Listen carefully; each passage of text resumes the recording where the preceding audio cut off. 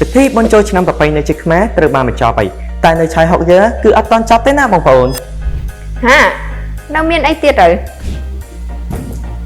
នេះណា promotion ទៅលើ Acer Aspire 24 All in One Desktop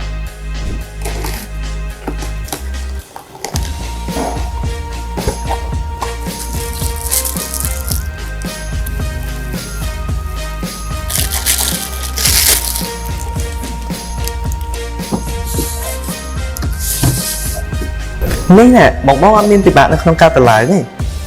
ជាដំបូងយើងយក USB របស់ mouse និង keyboard ដោតចូលទៅក្នុង desktop បន្ទាប់មកបងអាចដោត adapter ចូលបាន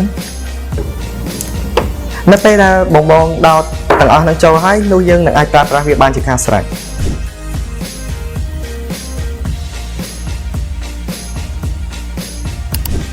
ក្នុងឱកាសនេះផងដែរខាងក្រុមហ៊ុនឆៃហុកយើងខ្ញុំផ្ដល់ជូននៅតម្លៃពិសេសពី